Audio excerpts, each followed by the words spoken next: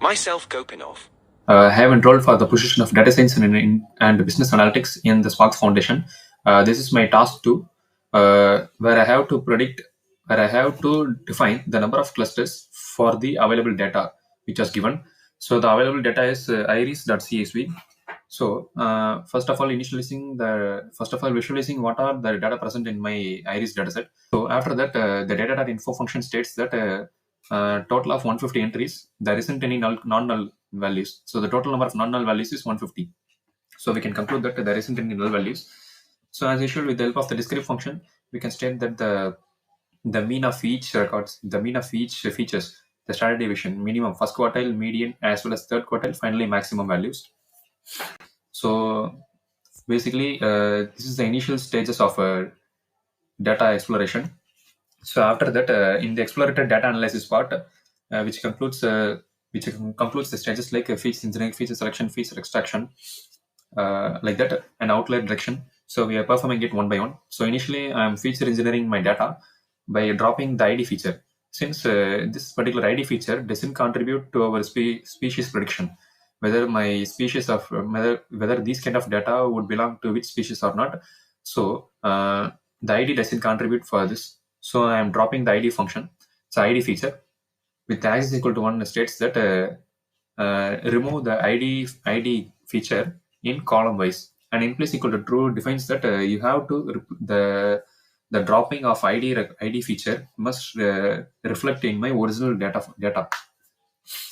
So that after I have to transform all my categorical variables to dummy variables. That is, the categorical variables are nothing but uh, the values in the species feature. So I have to replace all those values. So first of all, we have to replace. So we have to identify what are the available categories in the species feature. So for that, I am using the unique function. So with which I can state that there are 3 types of species present in my species feature: Iris setosa, versicolor, as well as virginica.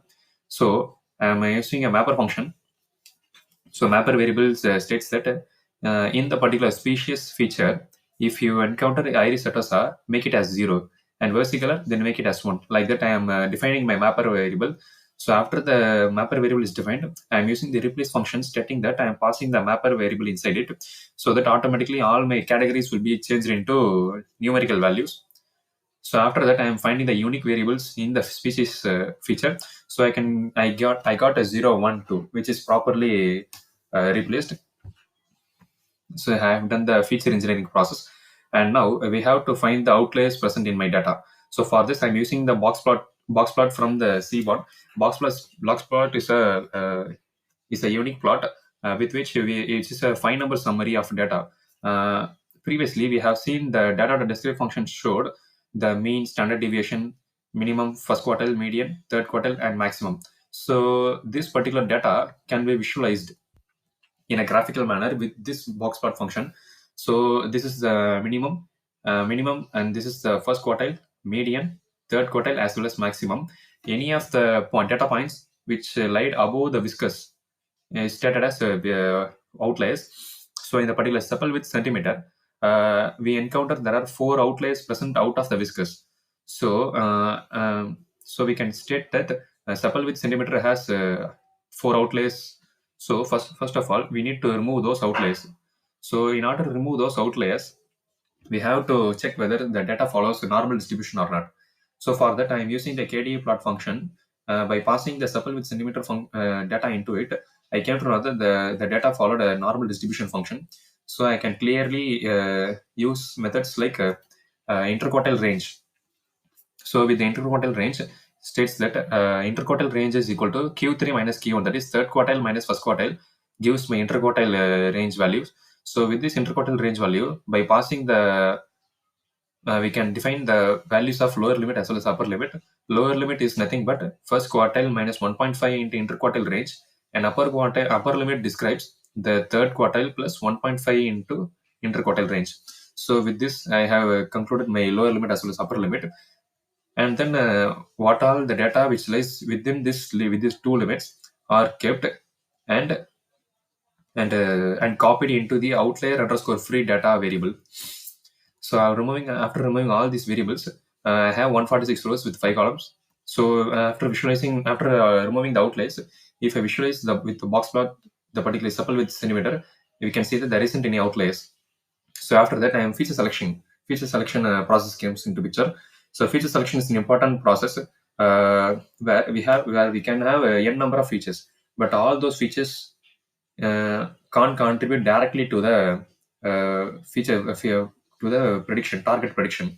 Also, that if the number of features increases, the overfitting occurs, as well as accuracy of the model would decrease. So we have to select the particular features. So for this, I'm using the heat map function. So we can see that zero 0.8, the normal correlation value that is above 0.8 states that it is highly correlated. If two variables are highly correlated with each other, we can discard one variable and keep the other as our predictor variable. So we can see that it is evident from the above heat map based correlation shows high correlation between petal length and petal width, comma, or petal length and sepal length, comma, petal width and sepal length. So we are dropping, but in particularly petal width and sepal width from the data. So finally, we can conclude that we have two predictor variables and one independent variable, that is a species feature. So after that, our data is ready for the model development.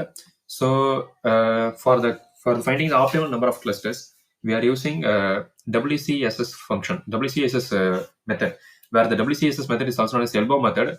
With this method, we can find the total optimal number of clusters for our data, for our whole data set.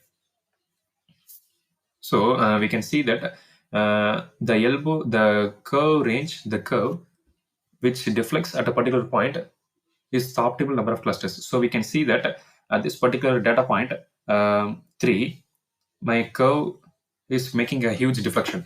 So I came to know that 3 is the optimal number of clusters.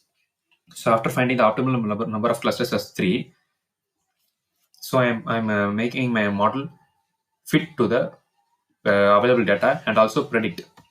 So after that, I'm visualizing the clusters, total number of optimal clusters, along with the centroid formation in the center of the clusters, which is shown as yellow regions. Thank you.